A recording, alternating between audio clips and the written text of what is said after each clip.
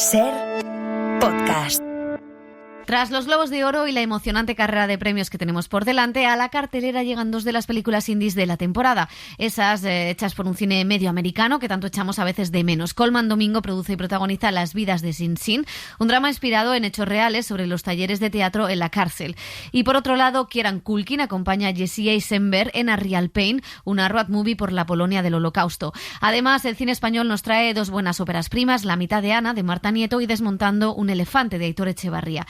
Y en televisión nos preparamos para el regreso de una de las series más aclamadas de Apple TV, Separación, con Ben Stiller y Adam Scott. ¡Acción!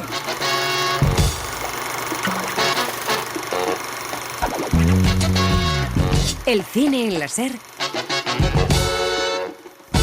con Pepa Blanes.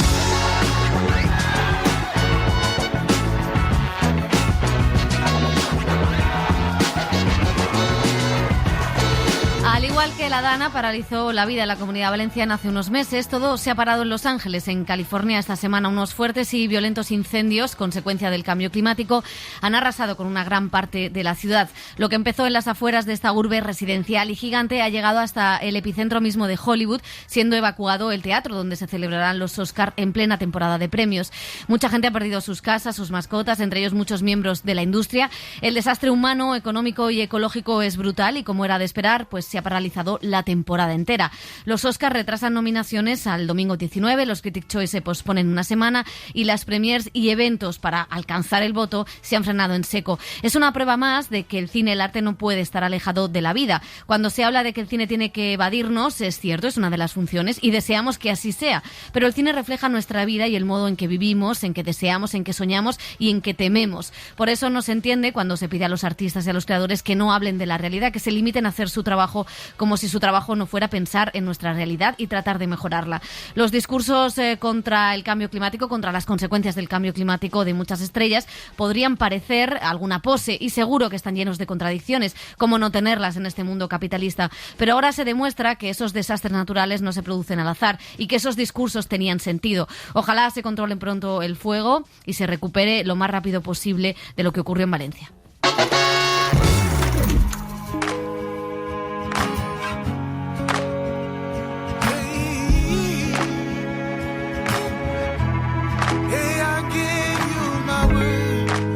Try, fly like a bird, fly, I'll give you my word. I try, fly like a bird, fly, I'll give you my word. Faith, but you gon' see. Search for peace, but no one speaks. Till I'm my way. Climb the tree before I pray. God in the vision, heaven and evil, caught in the middle.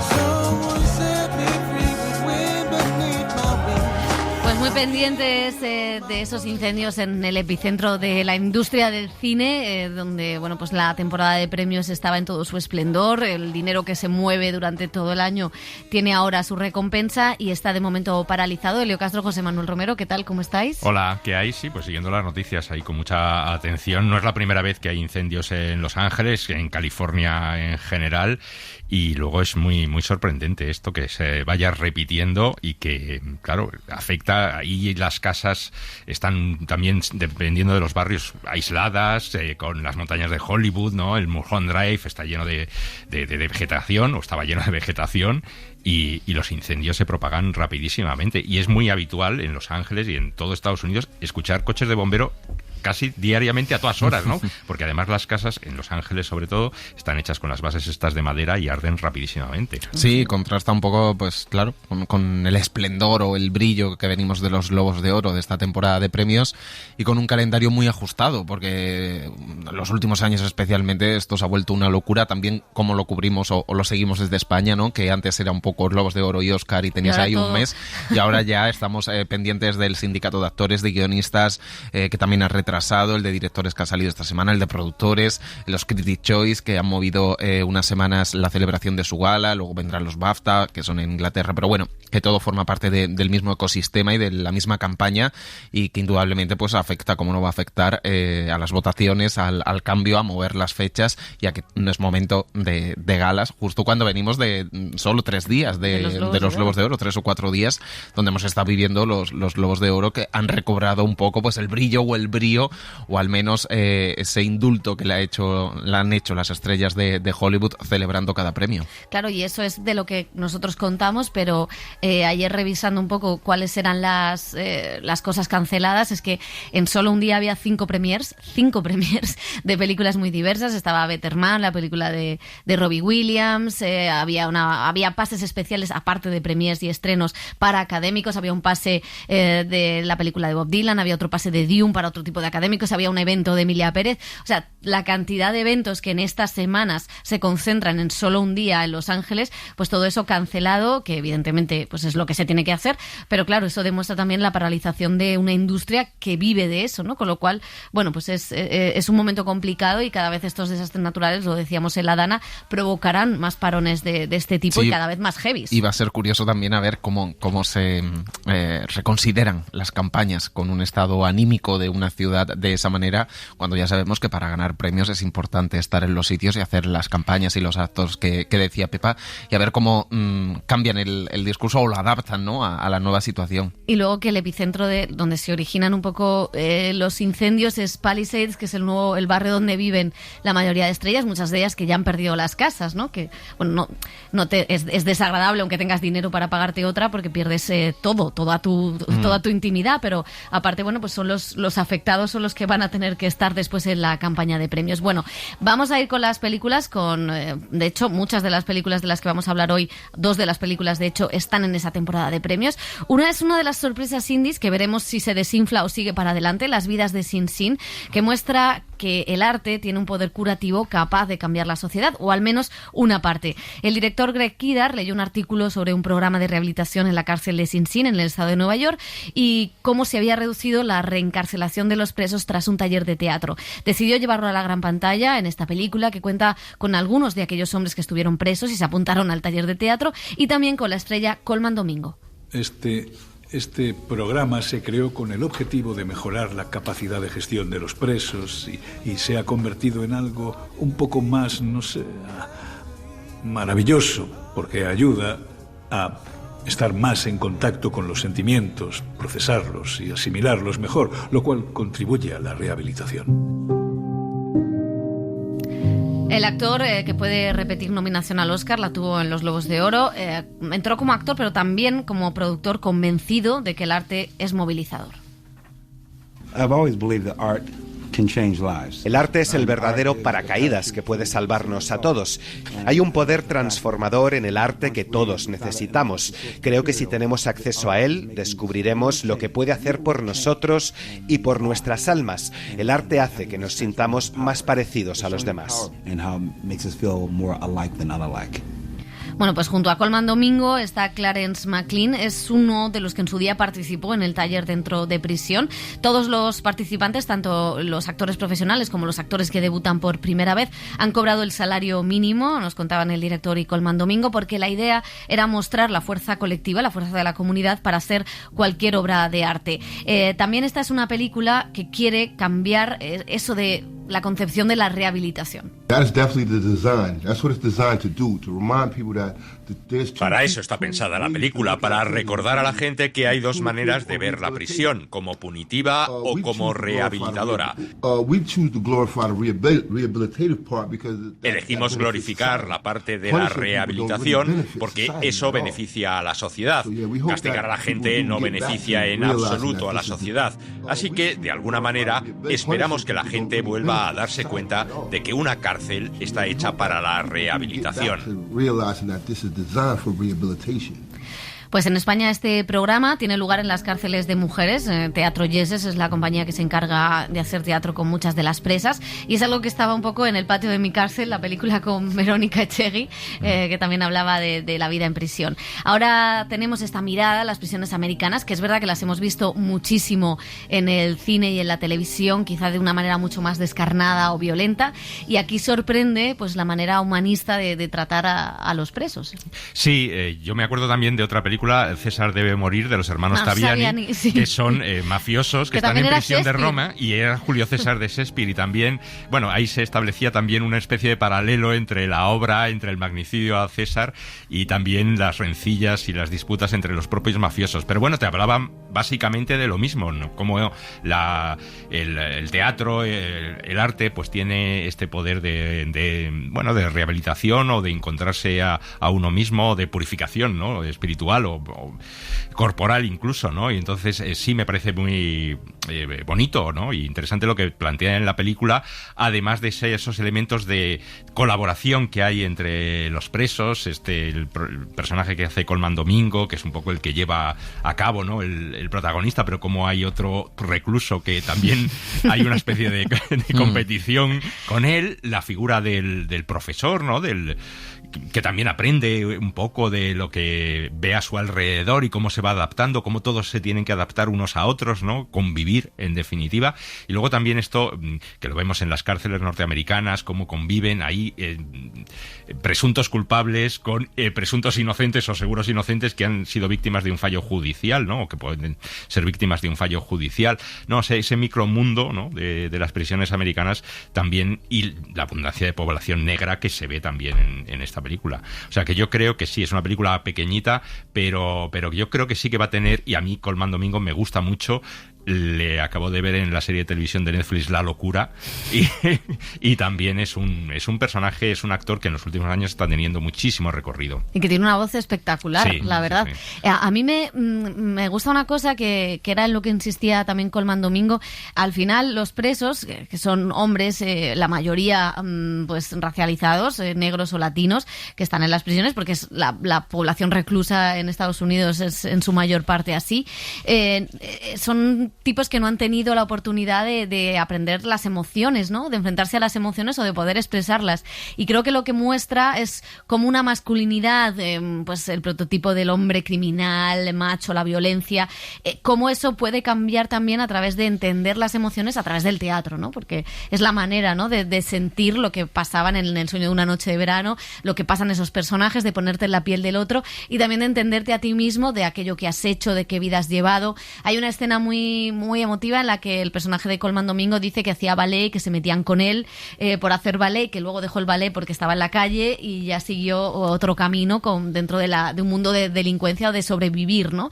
Entonces, cómo también mostrar a través del arte y a través de este teatro y a través de dentro de la cárcel las oportunidades o las vidas de cada uno y cómo esas vidas pueden ir cambiando, repensándose a través de una obra de teatro. A mí me parece maravilloso y me parece que al final en este tipo de repartos compartidos podía quedar un poco falso y sin embargo sí consiguen esa naturalidad. Hombre, se nota que Colman Domingo es actor, ¿no? Pero sí, bueno. Sí, pero también se nota que hay un trabajo con los actores no profesionales, o al menos hay lo que has dicho tú, la idea de hacer una película comunitaria donde las historias y las vivencias personales de todo este elenco estén en el centro del relato, ha aportado mucho, porque también muchos de los presos que en su día estuvieron en Sing Sing han aportado cosas al guión, lo cual le ha hecho sentirse más cómodo posiblemente a la hora de explicar cosas, su vida, recitar, o este trasunto no ficcionado de lo que ellos vivieron. Entonces eso ayuda muchísimo a la hora de conjugar actores no profesionales con actores profesionales, o con el carisma que tiene y la potencia que tiene Colman Domingo,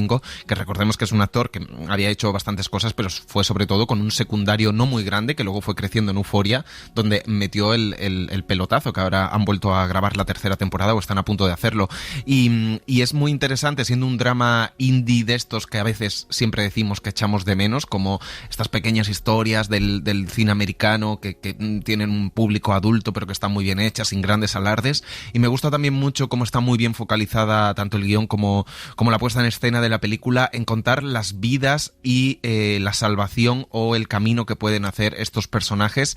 De hecho, hay como muchos planos muy cerrados, muchos primeros planos donde ves como el desarrollo psicológico, cómo van cambiando a través de su contacto con la palabra, con el arte, con el teatro, como una vía de escape, pero no solo como una vía de escape, sino de entendimiento de uno mismo y de cómo me puedo salvar, o qué me aporta esto, o qué herramientas me da de algo que yo no me conocía de mí mismo. Eso me parece muy interesante, que en algunos momentos, en un espacio cerrado, donde una cámara no tiene muchas posibilidades de hacer muchas virguerías, te olvidas también de que estás en una cárcel, ¿no? Podía ser un taller de teatro y el director hace algo muy inteligente, que es centrarse en ellos y en algún momento mueve la cámara para que veas los torreones de estos están encarcelados, ¿no? Entonces creo que es muy interesante también porque les da esa dimensión a los personajes para tener su entidad cada uno de los del reparto y crecer así.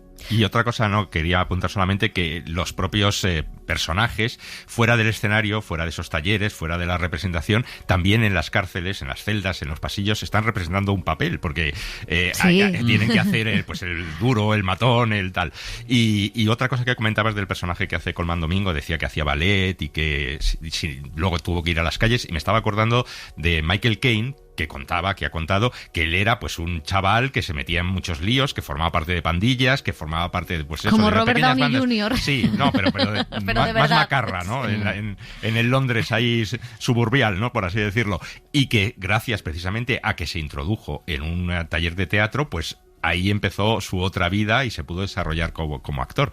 O sea que sí que es muy importante pues tener esa formación, esa curiosidad artística. Claro, y al hablar con el director decía, es que, o Colman Domingo creo que era el que decía, es que en realidad si nos ponemos a sumar, ellos llevan más años trabajando en el teatro que yo, porque ellos empezaron en los años 90, empiezan en ese taller, pero luego muchos de ellos que se han rehabilitado, y las cifras que daban de rehabilitación eran realmente increíbles, porque en Estados Unidos hay mucha reincidencia de los presos que salen de prisión y vuelven a entrar. Y era la única cárcel de todo el condado de Nueva York que no tenía esa incidencia como las demás. Con lo cual, algo había de diferente, y la única cosa que diferenciaba era este taller, que solo existe en esa prisión en Estados Unidos. Y sí que hablaba de que, claro, no eran recién llegados que se ponían delante de una cámara. Es verdad que era la primera vez que estaban con una estrella de Hollywood, pero llevaban trabajando en talleres, en el teatro, muchísimo tiempo, con lo cual no eran unos desconocidos o principiantes en esto de la interpretación. Y hay algo muy bonito en la película, que es el casting para la obra de teatro tan metacinematográfico, porque cada uno tiene una idea de sí mismo a la hora de ir a ese casting, el papel que me pega o donde yo me veo representado, y como ese casting también empieza a desmontar los propios prejuicios y la visión que tiene cada uno de ellos. Yo creo que eso es muy bonito a la hora de entrar a la película, esa discusión también en torno al arte y a quiénes somos y quién podemos ser. Bueno, pues vamos a continuar, porque de una historia tan emocional sobre los traumas en torno al crimen y a la violencia, pasamos a otra donde, quizá puede parecer un lugar más privilegiado, pero también tiene sus raíces metidas en conflictos políticos y sociales. Hablamos de A Real Pain, es la película que dirige el actor Jesse Eisenberg, al que vimos en La Red Social, entre otras películas, y cuenta la historia de dos primos americanos que viajan a Polonia tras la muerte de su abuela para conocer el lugar donde nació antes de la Segunda Guerra Mundial. Ambos reviven ese pasado durante un tour sobre el Holocausto. David y yo somos primos. Estábamos muy unidos, como gemelos siameses. La abuela era de aquí y Dave nos apuntó a este tour geriátrico por Polonia con tan buena compañía. Debo advertiros de que este tour es sobre el dolor. Nuestra abuela y Benji estaban súper unidos. Era una tía de puta madre. Yo he estado súper depre, creo, desde que ella murió. El Jesse Eisenberg, actor y también protagonista, junto a Kieran Culkin, ganador del Globo de Oro a Mejor Actor de Reparto por este papel. Con él hemos hablado, ha hablado José Manuel Romero, de este turismo por el trauma, y qué dice de nosotros esta relación con el pasado. The story originally started as a short story that I published in Tablet magazine about 10 years ago. La historia viene originalmente de un relato corto que publiqué en la revista Tablet hace unos 10 años. Trataba sobre dos personajes que vuelan a Mongolia para encontrarse con un viejo amigo y cuando llegan allí se dan cuenta de que su amigo se ha vendido a los intereses corporativos del país y están muy decepcionados.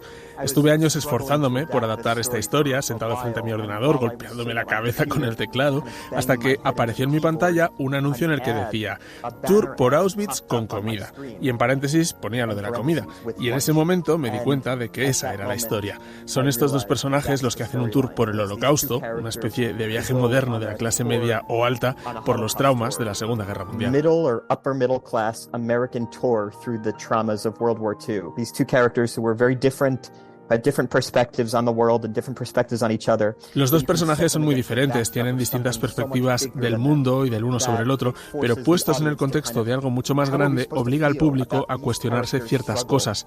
¿Cómo se supone que debemos sentirnos ante la lucha de estos personajes cuando en realidad están explorando algo mucho peor? Pensé que era una gran pregunta y además podía ser una especie de crítica sobre el turismo estadounidense, sobre esos viajes de la clase media por tierras traumáticas.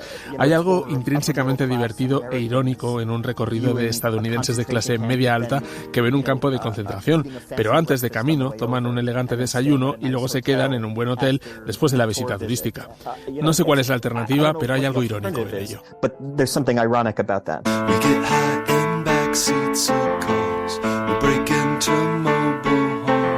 My hope is that audiences want to slap him and hug him at the same time.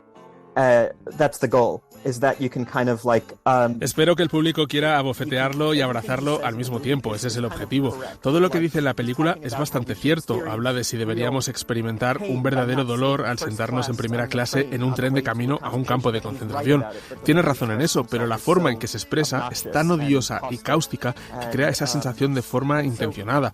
Puedes amar a este tío y sentirte molesto o sorprendido al mismo tiempo.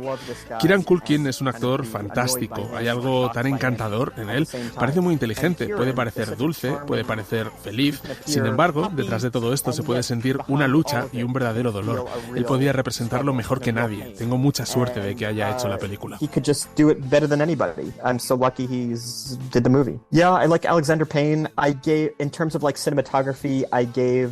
Me gusta mucho el cine de Alexander Payne. También le regalé al director de fotografía la película Delitos y Faltas. Es una historia que me encanta y que trata de seguir a personajes que caminan de una manera que se siente natural, de una manera que no parece que tengamos que cortar tantas veces con planos clásicos largos. Quería que la película tuviera un toque clásico y al mismo tiempo que pareciera un viaje por carretera muy estadounidense, ya que es como si se tratara de una película independiente al estilo de Nueva York, pero hecha en Polonia. Pensé que podría ser una idea visual efectiva. Tomas una película que normalmente verías aquí, como unos tipos de Brooklyn paseando y sentados en cafeterías y hablando de sus vidas, pero ¿y si cogemos esa estética y la ponemos en Polonia? Pensé que eso sería realmente fascinante. Tienes la sensación de una cinta indie estadounidense, pero el lugar al que van es nuevo. Feeling of an American indie, but where they're going is so new. Bueno, pues en unas semanas ahondaremos en el duelo y el trauma judío con The Brutalist, la película ganadora del Globo de Oro a Mejor Película Dramática, pero de alguna manera esta película, que comenzó su andadura hace un año en Sundance, viene a complementar ese relato sobre el sufrimiento de las víctimas desde entonces hasta ahora. ¿Qué os ha parecido? Pues un poco irregular. A mí me ha parecido un poquito irregular. A mí me gusta mucho esa idea de cómo hemos banalizado el pasado, los monumentos, los sitios donde hubo realmente tragedias y se han convertido en lugares de turistas, ¿no? Entonces nos hacemos fotos, hacemos memes, hacemos todo ese tipo de cosas y olvidamos pues todo el dolor y la tragedia que se vivió ayer allí.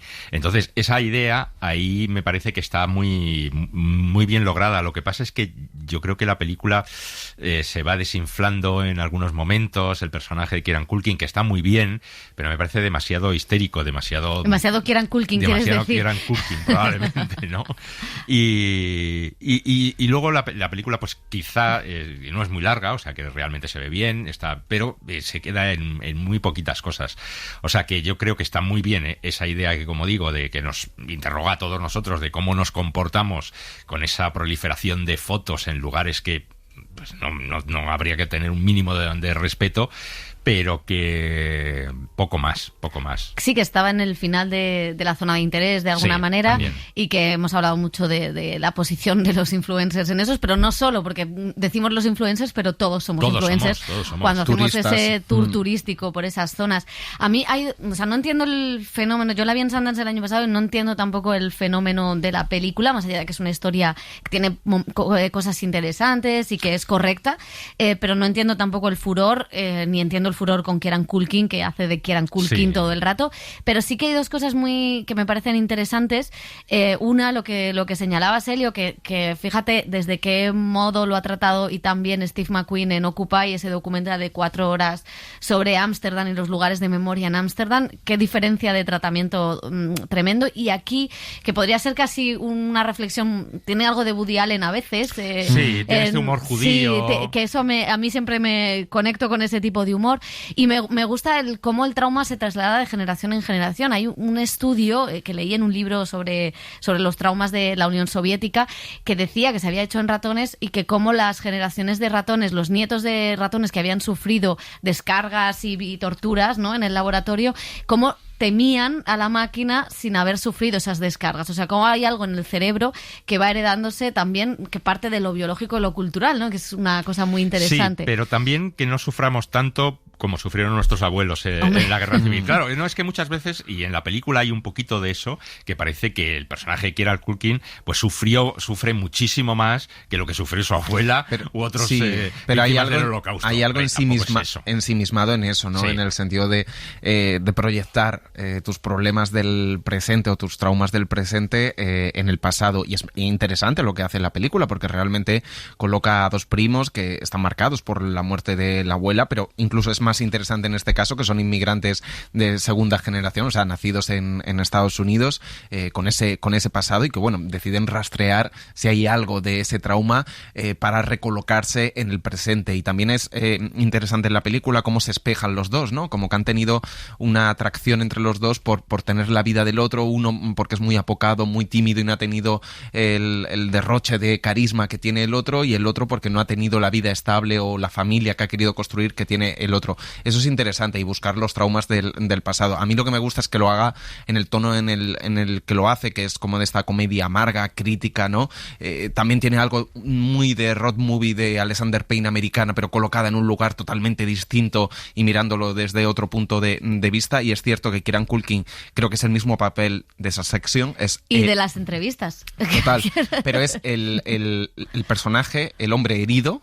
En esa sección era el hijo, ¿no? Herido, con un dolor, y que la forma de exteriorizarlo o canalizarlo es siendo excéntrico, incómodo y generando esas situaciones incómodas. Lo bueno de esta película es que las situaciones incómodas que genera, de alguna manera el espectador está diciendo, es que lleva razón en lo que está diciendo. Lo que pasa es que te produce cierta violencia en la forma en que lo dice y cómo lo dice en esa situación y en ese contexto, ¿no?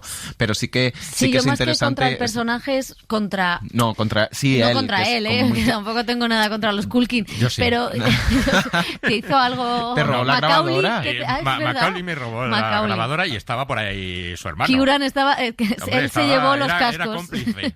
No, que quiero decir que me molesta un poco cuando la excentricidad llevada al extremo. Total, porque sí, claro, tú estás viendo ahora que hay tantas entrevistas, ruedas de prensa, canutazos en las alfombras rojas, y realmente dices, bueno, ¿qué parte de interpretación o de trabajo hay en los papeles si es exactamente igual que lo que vemos en la gran pantalla, o es que está actuando todo el rato, ¿no? Entonces me cansa un poco y no veo tampoco la fuerza interpretativa de este papel frente a otros. O sea, el personaje me parece casi más interesante el de Jesse Eisenberg, que es alguien como muy tímido, muy apocado, con una vida muy estable, muy discreta, muy anodina, ¿no? Que va ahí como en plan el estudiante que quiere tomar notas de cuál fue el pasado de su abuela para ver si eso tiene algún efecto en el presente. Y luego, ¿no? Es curioso esa relación de nietos y abuelos, porque, bueno, de alguna manera aquí ha pasado, ¿no? Sí. Muchos supervivientes del Holocausto, muchos supervivientes de la Guerra Civil o del Holocausto franquista, no han hablado con los hijos, han hablado con los nietos. Es la generación de los nietos y los bisnietos la que has vuelto a sacar, ¿no? Que es verdad que a veces... Sí, hay pero que un excesivo protagonismo por parte de nietos. nietos y bisnietos, pero bueno, eso lo dejamos. Pero es en esa relación, ¿no? En que a los hijos no les cuentan los traumas y salen en la siguiente generación, lo que me parece interesante y que sí que conecta ambas tragedias de alguna manera. Sí, hay una mirada también bastante crítica a cómo los norteamericanos en general salen de su país y se relacionan con los extranjeros que parece que están a su servicio. La colonización también es eso, la forma en la que se mueven ellos. Y luego ya hablaremos en The Brutalist, pero también les convendría a una nueva generación de judíos darse una vuelta por Palestina. Bueno, por supuesto, eso sin ninguna duda. Creo que hay una generación muy a la izquierda y muy en el centro de Nueva York que lo ha hecho, pero todavía queda mucho por hacer. Bueno, enseguida vamos con el cine español, pero atentos a este estreno que vimos en Cannes hace ya 2 años. Ciudad de Asfalto es un thriller sobre un médico joven, Ty Sheridan, en prácticas, que recorre las calles de Nueva York en una ambulancia junto a un veterano, Sean Penn. Una historia sobre amistad que retrata la violencia y el caos que se vive en las calles de Nueva York. Así es el trabajo. Hice lo que creía correcto. Aquí se empieza porque quieres ayudar a los demás. ¡No quiero ir al hospital! ¡No! A veces acabas haciendo todo lo contrario. Sean Penn contaba que pasó muchas horas con paramédicos en Los Ángeles y sentía la presión de estar siempre ahí entre la vida y la muerte. También hablaba en Cannes de la importancia de cuidar la salud mental de estos profesionales. The 2 years leading up to making Black Flies, I was 16, 17 hours a day for 2 years, working in partnership with the Los Angeles Fire Department and their paramedics on COVID response, both in testing and vaccination. So there was a lot of exposure. Decía el actor que hay que cuidar y proteger a esos trabajadores que están expuestos a tanto nivel de violencia y de agresión en un país donde, recordemos, apenas hay sanidad pública tal y como la conocemos, en uno de los actores que más comprometidos, yo creo que de todo Hollywood. También quizá demasiado, porque está en todas partes, ¿no? Ahí donde hay un conflicto, Ucrania, Venezuela, México, los cárteles de mexicanos. Él está siempre listo para salvar. No, pero la verdad es que tiene una carrera como actor y como director muy, muy interesante. Esta película es un poco, se queda yo creo que a medias. Es curioso ver cómo son las urgencias de una ciudad como Nueva York, aunque lo puedes imaginar. Quizá demasiado peliculera en el retrato del día a día y muy vista, ¿no? Sí, ¿no? Un thriller inmersivo por las calles, ¿no? Con esta adrenalina, esta tensión, y es la típica historia también, ¿no? Del veterano curtido en 1000 batallas que ya ha hecho estómago y el jovencito que llega y también se tiene que hacer tiene que hacer su cuerpo a esa situación tan tremenda que es recorrer las calles de Nueva York auxiliando cualquier emergencia. Bueno, pues ahora sí, atentos a este debut, es el de la actriz Marta Nieto, que dirige y protagoniza La mitad de Ana. Es una historia de maternidad, de descubrimiento e identidad a través de la relación de una madre soltera, algo perdida, con un niño trans. Lo que estamos buscando son herramientas para el entorno. Para integrarse. Yo no pondría tanto el foco en el entorno, sino en que Son encuentre su manera propia de expresarse. Eso no es lo que dice el protocolo. Pero es que el protocolo establece un sistema muy binario que prácticamente te obliga a elegir entre niño o niña, cuando entre medias hay un abanico de muchas cosas que puede explorar y sobre todo a su edad. Cuando empezamos a escribir la película no existía la ley trans, ni existía 20.000 especies de abejas, ni en nuestro país todo el mundo tenía una opinión pues más o menos formada sobre el tema. Entonces, conforme esto va ocurriendo, nosotras nos vemos obligadas a actualizar y a repreguntarnos qué sentido tiene la peli cuando habla de este asunto. En realidad, la peli está en el punto de vista de la madre y habla de identidades, pero inevitablemente una de esas identidades es la de género, ¿no? Esta exploración del niño. Entonces, realmente encontramos pues algo que sí que nos apetecía poner encima de la mesa para seguir conversando al respecto, ¿no? Ya hay un marco legal donde hay un derecho de exploración de género, pero cómo lo hacemos es algo que todavía, está vigente, ¿no? Y tiene sentido preguntarnos y aprendernos. Nos apoyamos en un pensador que es Miquel Misé, que es un pensador fantástico sobre lo trans y sobre otras muchas cosas, pero su tesis es un poco la tesis en la que nos apoyamos nosotras, que tiene que ver con estas herramientas que tiene que adoptar la madre, simbólicamente los adultos, el Estado, ¿no? Como sociedad, para generar un espacio sano a estos niños, que tienen que ver con el amor propio, la serenidad, la tranquilidad. Entonces, en la narrativa de la peli, estas herramientas las tiene que aprender la madre primero para poder dárselas a Son. Este año ya tiene de coger el tren, ¿no? Estuve viendo el bono, son 800 de ahora a junio, 2 fines al mes. Lo hacemos, ¿no? Un poco caro, ¿no? Bueno, yo lo pongo de momento, no te preocupes. Déjame que me lo piense, ¿vale? No quiero que vuelva a pasar lo de este año. Desde donde empieza Ana la peli, que es este lugar precario, donde tiene que gestionar la conciliación con un trabajo que no le gusta especialmente y llena de obligaciones y de deberes para encajar en estos roles que tenemos las mujeres que son imposibles de alcanzar. Esa Ana tiene algo de alguna Marta, ¿no? O sea, hay un punto de partida ahí que sí que es común. Para mí la maternidad fue un shock, ¿no? De cosas preciosas y de cosas muy intensas también y muy duras. Entonces, luego todo el proceso de ella, o sea, hay algo de esta cosa de cambiar el punto de vista, que al final es un poco la tesis más abstracta de la peli, pero que forma parte de la estructura fundamental. Que tiene que ver conmigo, ¿no? Yo he cambiado el punto de vista, igual que Ana lo cambia y vuelve a darse cuenta de qué es lo que le hace feliz. Bueno, pues yo, asumiendo otras responsabilidades, como es dirigir, como es escribir, de repente me reconozco pues con otras habilidades que me hacen feliz también. Acompañar a una persona de 7 años pues, también es sostener su incertidumbre, tiene todo por descubrir. En la vida conmigo sí que está bien. No estamos hablando de eso. Tal vez el entorno sí que es importante. ¿A qué viene eso ahora? Tal vez empezar de cero así le ayuda. Oye, ¿por qué cambias de tema? Que no estamos hablando de eso. Bueno, no creo que sea cuestión de empezar. Pregunto.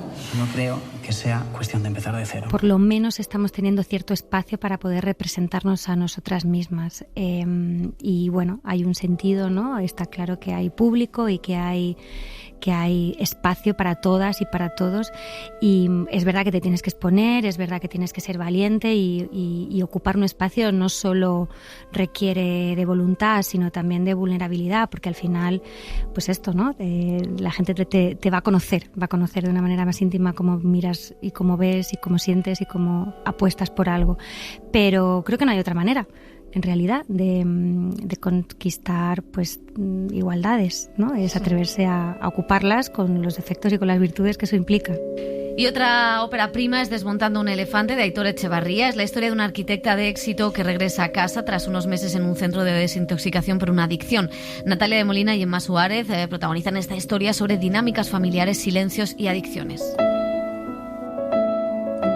Yo tengo un familiar que es adicto, que hace años que entró en una clínica de desintoxicación y bueno, a raíz de ahí entré en contacto con todo este mundo. Primero lo explico en un cortometraje, se llama Morir cada día, que hablaba de una escena familiar en el que, digamos, la madre... Todo el mundo veía que había un problema, pero cada uno de la familia se enfrentaba de una manera diferente, y quise desarrollar el cortometraje más allá, y por eso pensé hacer el largo. Los veteranos ya lo sabéis. El elefante, aquello de lo que no queremos o no podemos hablar, seguirá en la habitación e irá engordando hasta que alguien lo diga en voz alta. Oye, hay un elefante en la habitación. No, una manada. Está muy estigmatizado el alcoholismo dentro de la sociedad también. Y es curioso, el otro día estábamos en Proyecto Hombre, donde fuimos a pasar la película, y los propios terapeutas, ¿no? Y las personas que estaban allí ingresadas también nos decían, ¿no? Cómo está mucho peor visto las mujeres alcohólicas que el alcoholismo en los hombres, ¿no? O sea, tú entras en un bar y sí estamos acostumbrados a ver a un hombre sentado en la barra tomándose su copa de coñac a las 9 de la mañana, ¿no? El típico carajillo. Pero si es una mujer, te llama más la atención y la miras de otra manera. Tengo que tomar cada día una de estas, delante tuyo, o de papá. Antabús. Impide que metabolices el alcohol. Lo convierte en veneno. ¿Y si bebes? Si bebes, te pones roja, sudas, vomitas, te asfixias. Joder. Creo que la película trasciende la adicción y al final habla de muchas más cosas. Es como que puedes ir quitando capas y al final te encuentras con el gran elefante que en el fondo es la incomunicación que tienen estas personas. Mamá, te estoy hablando. Eres una mentirosa. ¿Y sabes qué te digo? Que ojalá que se hubiera prendido fuego la casa entera conmigo dentro. ¿Te crees que voy a volver a beber? Es que estás tonta. Déjame en paz de una vez. ¿Cómo se puede celebrar una Nochebuena sin champán? Díselo a tu doctora. Sí, eso es curioso, ¿no? Que hablamos de una peli que el alcohol es importante y no se ve. No se ve porque hablamos de un problema que la familia no quiere ver. Entonces, de una manera me parecía muy visual de mostrar esos problemas que tiene esta familia para ver lo que les pasa, ¿no? Lo justo que me tomaría ahora una cerveza fresquita. O mejor aún, una copa de vino helada. Muy fría. Hay gente que se puede sentir reflejada en el primer momento porque esté pasando por lo mismo o haya pasado por lo mismo, pero es que a lo mejor hay gente que se va a dar cuenta de cosas que no se había dado cuenta hasta que no te lo ponen delante. Y eso es una cosa maravillosa que tiene nuestra profesión, que es mostrar la sociedad tal cual es, con metáforas o desde diferentes géneros, pero es una herramienta muy poderosa, transformadora. Es una de las películas más experimentales que ha dado el cine español. La directora Ana Cornudella estuvo investigando sobre la posibilidad de hibernar, como hacen los animales. El resultado es The Human Hibernation, es una película que estuvo en Berlinale y que habla de nuestra relación con la naturaleza, una historia de ciencia ficción intimista. You're not going to believe this, but one of my fathers once told me that he came from a place, a totally different place. He said he came through a lake as if it were a gate. What do you mean? Like a pond? Yes. Y terminamos con un mediometraje. Elena López Riera presentó en Cannes Las novias del sur. Es un documental donde trata de contar qué significó el matrimonio para las mujeres de varias generaciones, como la de su madre o su abuela. La directora de Orihuela permite que estas mujeres hablen de deseo, de dolor y de sus vidas. Miro la foto de mi madre el día de su boda. Hago los cálculos y compruebo que soy más vieja que ella el día que la desvirgaron. Que soy más vieja que ella el día que decidió ser madre para siempre. Que soy casi tan vieja como mi abuela el día que la acompañó a la iglesia. Esto también es una de las obsesiones mías personales y de mi trabajo, que es que hago con esta herencia, ¿no? O sea, que hay una parte de la que te puedes deshacer y yo, bueno, toda mi vida, lo que he hecho, el trabajo que tengo, los amores que practico, todo, han ido en contra de una educación y de una herencia, pero es que no, en mi caso por lo menos no todo es cerebral. O sea, también me he dado cuenta con los años que hay una fina línea entre el cerebro y el estómago que se ha roto y que no siempre se puede hilar, ¿no? Y yo no sé muy bien cómo una se deshace de esa herencia, y te diré más, no solo para las mujeres. O sea, yo que he reflexionado mucho también en los últimos años y haciendo la película, yo como mujer cis, más o menos heterosexual hasta el momento, hasta que se demuestre lo contrario. Bueno, sí, más o menos, como todas. Como todas. Más o menos. Me puedo identificar con ese perfil, pero yo creo que las reflexiones que allí se hacen y que estas mujeres nos transmiten dentro de su contexto y su generación son extrapolables a cualquier persona humana que no se sienta identificada o que quiera, o sea, que se sienta disidente de un régimen, ¿no? O sea, como del patriarcado tal y como nos lo han impuesto, que puede ser una mujer cis, o puede ser una mujer trans, o puede ser un hombre trans, o puede ser una persona que no se defina por su género, y al final, no digo que sean exactamente igual las preguntas y las respuestas, pero al final hay una crítica, una mirada crítica hacia esa herencia, que sí que es común, me parece. El primer beso mucho antes, pero el arrebato principal ya fue en Montjuïc, pero pues ya en casa, Muy bien, muy bien. Qué lástima. Que estas cosas no tendrían que perderse nunca. El follar. El follar, sí. Y al hacer el amor es lo más bueno del mundo. Lo más bonito. Siendo bonito, No siendo... Pero siendo bonito, que la pareja se entienda y hagan el amor cuando les venga de gusto. En el sofá, en el suelo, donde sea.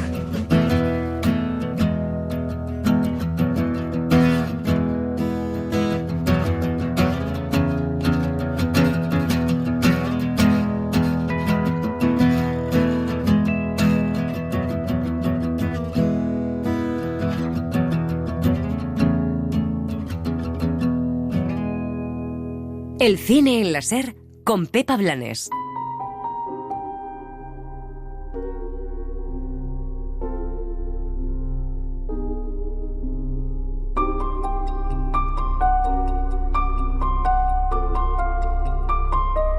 Las series.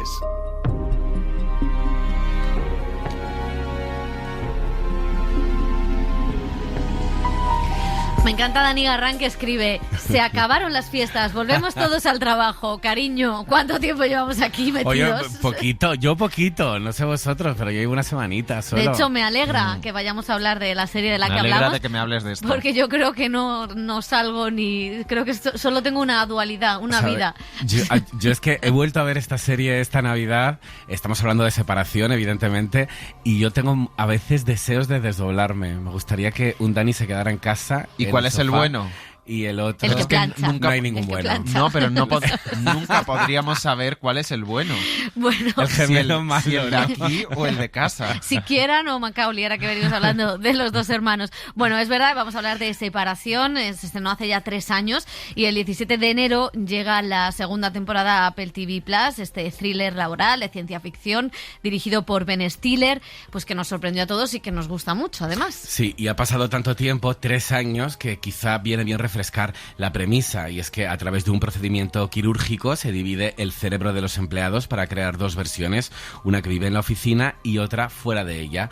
El resultado son 2 versiones de una misma persona con el mismo cuerpo, viviendo como La Sustancia, de forma pero independiente. Un poco La Sustancia, sí.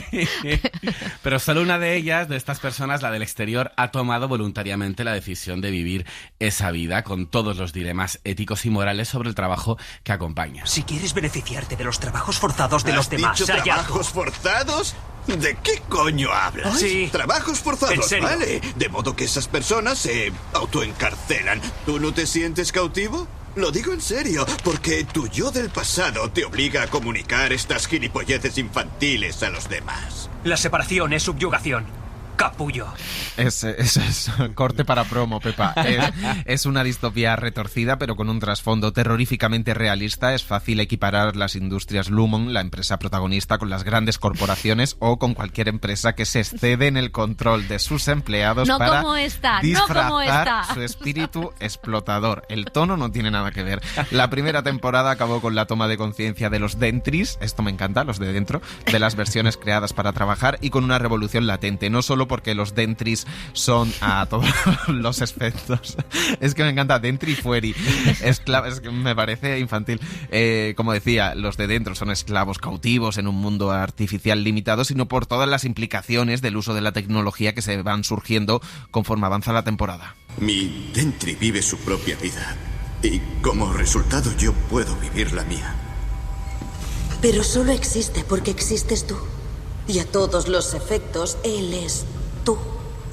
¿Crees que allí abajo es diferente? ¿Que se peina de otra forma, ríe con chistes diferentes? Tal vez le guste, es verdad. Pero tal vez no. Tal vez sueña cada día en cómo trepar hacia la superficie. Tú le metiste en este mundo sin contar con su permiso, en base a tu deseo de estabilidad emocional. Tú imagínate, José, que en mi fueri no me gustase que el Loach, o sea, me muero, pues vamos. Eso me encantaría, disociada viva. Bueno, también nos sorprendió que Ben Stiller fuera el productor y director de esta serie muy enigmática, que estaba un poco a priori así muy lejos de esa imagen de actor de comedia a la que nos tenía acostumbrados. Y hemos hablado con él, Dani Garrán ha hablado con él sobre el regreso de esta serie. Sí, el guión llegó a la productora de Ben Stiller como un boceto y él no paró hasta que lo hizo realidad. El también director de 6 de los 9 episodios de la primera temporada se enamoró del tono porque le recordó a muchas películas que le gustaban. Lo más difícil en Separación es ordenar la información que se le da al espectador y de qué manera, nos contaba. Well, that's a constant process that we're going through when we're making the show. In terms of how much information you give people about certain things, or if there's something that we feel might not. Decía que es un proceso constante por el que pasa cuando estaba haciendo la serie, ver la cantidad de información que le das a la gente sobre qué cosas necesitan explicar y qué no. Por lo general siempre saben cuál es el motivo de algo, pero a veces tener que llevar eso al público no es necesario. La segunda temporada, nos contaba, ha consistido en expandir ese mundo, lo cual ha sido muy divertido. Una de las grandes bazas de la serie es el diseño de de producción. Todo en la oficina de Lumon es retro, con una atmósfera de la estética empresarial de los años 50 y colores pastel de los 60, pasillos blancos laberínticos y ordenadores con la forma ovalada de los primeros Macs. La composición de planos de separación sigue un esquema distante y calculador que busca pues la simetría y la deshumanización, y también tiene, como escuchamos, una banda sonora inquietante, todo pensado para captar el tono tan personal que tiene, como nos contaba el también productor. That's a good question. I think it's a constantly evolving process. For me, at least, in terms of making the show, the first season, I think we had ideas about how it would feel and how it would look, and musically I think it was really. Y nos contaba algo interesante, que decía que en la primera temporada tenían muchas ideas, ¿no?, de la puesta en escena, y musicalmente era muy importante tener una partitura que sintiéramos que evocara este mundo, y de hecho la crearon antes de empezar a rodar, lo que les permitió que pudieran reproducirla en el set cuando estaban rodando. Y luego dice que en la última parte, y la más importante siempre, son los actores. Cuando los actores empezaron a hacer las escenas fue cuando realmente cobró vida todo este universo. En esta segunda temporada veremos qué pasa con los personajes que iniciaron esa rebelión, capitaneados por Adam Scott, en la que también participa John Turturro. Enfrente, una enigmática jefa de planta interpretada por Patricia Arquette, a la que veremos también en los nuevos capítulos. También hablamos con el protagonista, con Adam Scott, sobre el contexto en el que llegó Separación y cómo la sentimos tan cercana. You know, there's things that we never could have anticipated, like the re-examination of everyone's relationship. Decía el actor que hay cosas que nunca podíamos haber previsto, como ese reexamen de la relación de todos con el trabajo, con el equilibrio de la vida laboral y personal que se produjo después de la pandemia. La serie se estrenó en la primavera de 2022 y eso todavía estaba en la mente de todos. Todos estábamos lidiando con esto en nuestra vida diaria. Así que resonó mucho más mientras pensábamos en todo esto. Al mismo tiempo, mientras la hacíamos, estábamos todos aislados del mundo, nos contaba el actor. Esa primera temporada se rodó en medio de la pandemia y eso también alimentó un poco los sentimientos de aislamiento, ¿no?, de todo el mundo.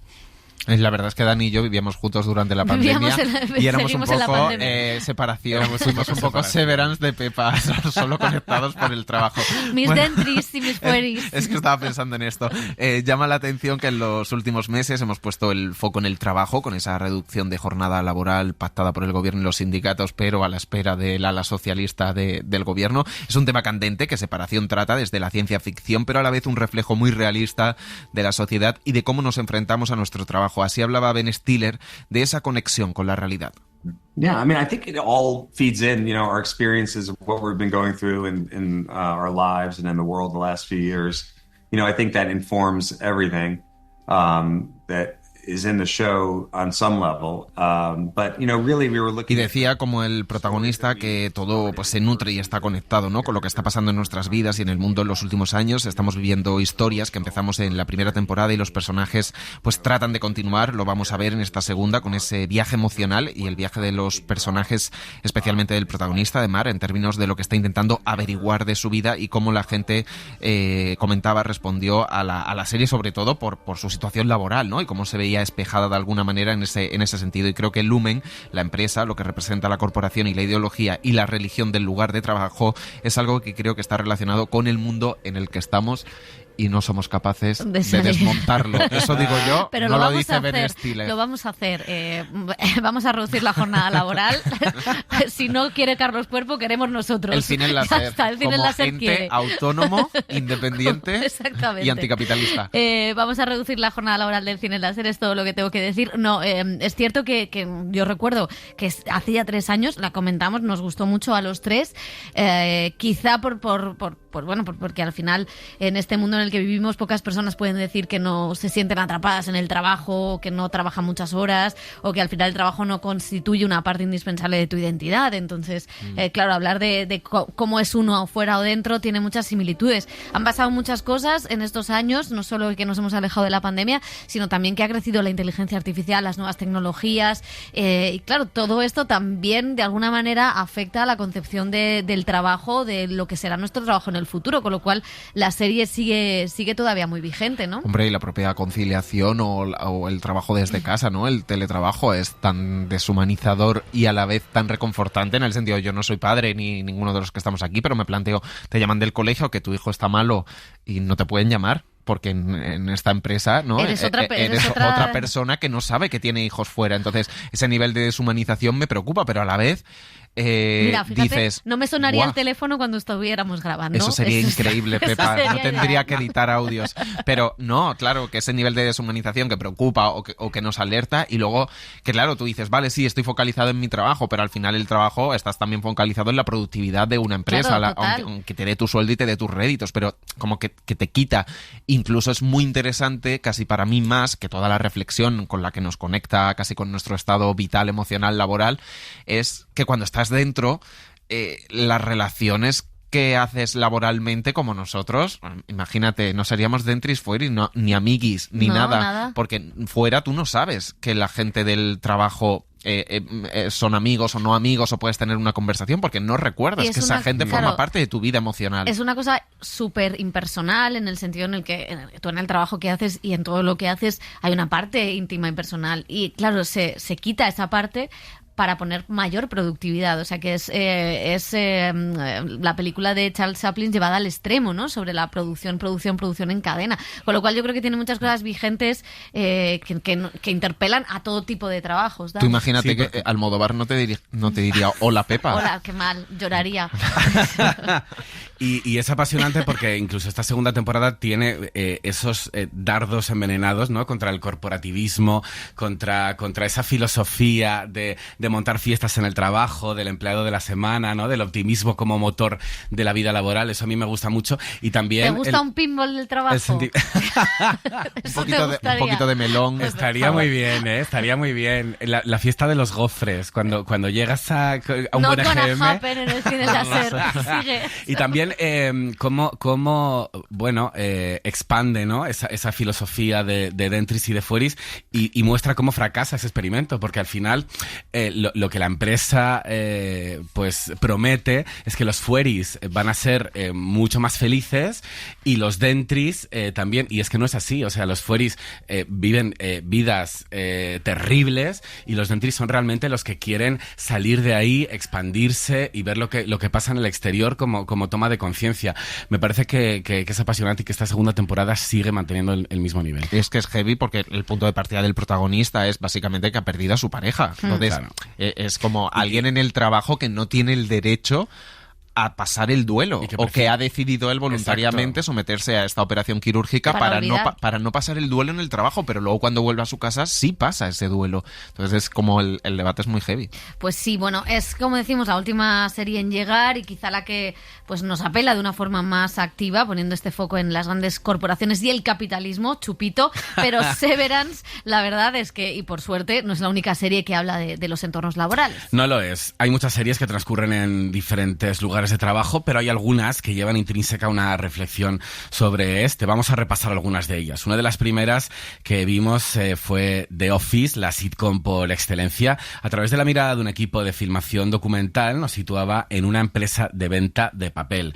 Con Michael Scott, el mítico personaje interpretado por Steve Carell, conocimos el capitalismo emocional, ese modelo de liderazgo tan peligroso de crear una pequeña familia en la oficina y convertirlo todo en una fiesta, igual que en Separación. También abordó temas de la cultura laboral como el acoso sexual, la vigilancia de correos electrónicos o la gestión del tiempo. Pasar media hora junto al bidón de agua equivale a robar. ¿Qué? Sí, se llama robo de tiempo y es como llevarse dinero de la empresa. ¿Por qué los fumadores pueden hacer pausas cuando quieren? Si yo quiero salir cada hora, solo tengo que empezar a fumar. Voy a hacerlo. Paso. Yo también. Tengo una bolsa con puros en mi bolso. ¿Qué hace más? ¿Beber o fumar? Aquí vamos a pelearnos. Yo bebo mucha agua, fumo, pero Trabajo mucho. Trabajo eso mucho, es le iba a cierto. decir, no me voy a poner aquí, pero Wofu dice que lo complementa. Tu dentri trabaja mucho. Mi dentri trabaja mucho. Bueno, Tu fuera y fuma mucho. otra serie con un ambiente laboral más tóxico fue Mad Men. En la maravillosa serie sobre los publicistas de Madison Avenue, los 60, todo parecía posible y el capitalismo había vendido los valores de la llamada sociedad moderna. Lo más interesante de la serie creada por Matthew Weiner es ver esa transición entre las secretarias calladas y amantes a esas otras mujeres con pantalones de campana que viven en comunas y su primera remesa de derechos conquistados. Me han nombrado directora de operaciones de la agencia. Un título sin dinero, claro. Y si han servido champaña habrá sido mientras repartía el correo. Aparece una cara bonita y todo se va por la borda. Aprendí hace mucho tiempo a no obtener toda mi satisfacción de este trabajo. Maravilla. La mejor serie, mi favorita. Bueno, y si hablamos de trabajo como forma de vida, tenemos que hablar de Industry, la fabulosa serie de HBO que ya tiene 3 temporadas en la que sus protagonistas se encuentran en la sobrecarga laboral, el camino hacia el éxito. Con su retrato de las jóvenes promesas de un banco de inversiones, ponen el foco en la meritocracia, el presentismo y la competitividad. O sea, todo lo que odiamos. Todo lo que odiamos para perpetuar la hostilidad laboral en un sistema extremadamente capitalista. Bueno, estoy echando horas por la noche. Quiero dar buena impresión, ¿sabes? Ni se te ocurra calcular a cuánto te pagan la hora en la división de banca de inversión, porque seguro que anda por debajo del salario mínimo. Yo lo veo como que estoy en la Torre de Marfil, allí arriba, y aquí en esta planta estáis los campesinos.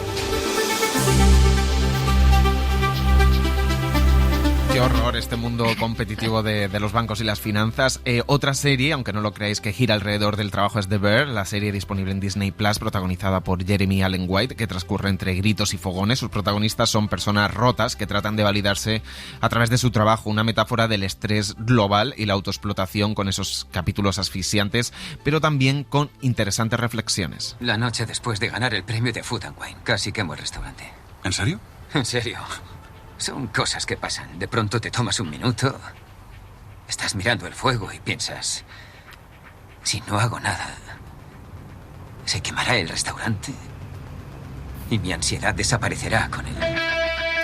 La verdad es que las series y las películas sobre los restaurantes, que son entornos muy cerrados, donde todo tiene que salir rápido, donde hay mucha tensión, donde la mayoría de las veces hay precariedad laboral, muchísima precariedad laboral, hay becarios que trabajan como no cobran. Ilegalidades por todos lados. Totalmente, o sea que creo que es una serie que efectivamente lo que muestra, aparte de la cocina o el duelo del personaje, es el síndrome del trabajador quemado, cuando no puedes más con tu trabajo, que es un trabajo que te apasionaba y ya no te gusta y que tiene que ver con el éxito, que tiene que ver con la ansiedad, con la salud mental. O sea que yo creo que es una serie muy interesante en esto, aunque no ganara. Al final la clave la va a tener el caradura de John Hamm en Mad Men, que todos necesitamos un retiro espiritual e irnos un tiempecito al retiro de White Lotus.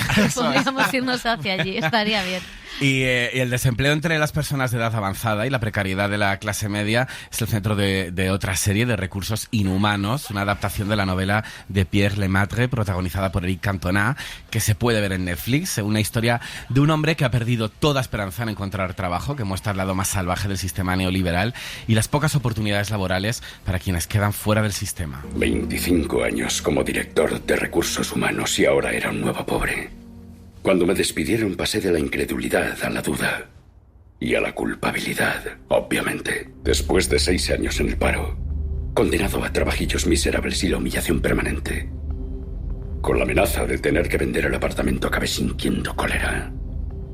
Me daban ganas de hacerme terrorista y eso no presagiaba nada bueno. Eric Cantona, que casi lo digo, dando en el clavo, que por cierto protagonizó una peli con Ken Loach, volviendo a cerrar el círculo. Hacía tiempo que no hacíamos una sección con tantos chupitos. Capitalismo, mucho capitalismo. Ken Loach, Eric Cantona, todo el mundo de Pepa. ¿Sabes? Reducción de jornada. Está dentro. Reducción de jornada ya. Y en esa reducción de jornada, yo prometo la próxima sección que hagamos así, que sea sobre ricos. Cuando se estrene White Lotus. Muy bien. Vale. O sea, odiándose. O sea, esta es de trabajar y la otra es de no trabajar. Nos pilla más lejos, pero con odio de clase. Pues lo dejamos aquí y volvemos la semana que viene. Adiós.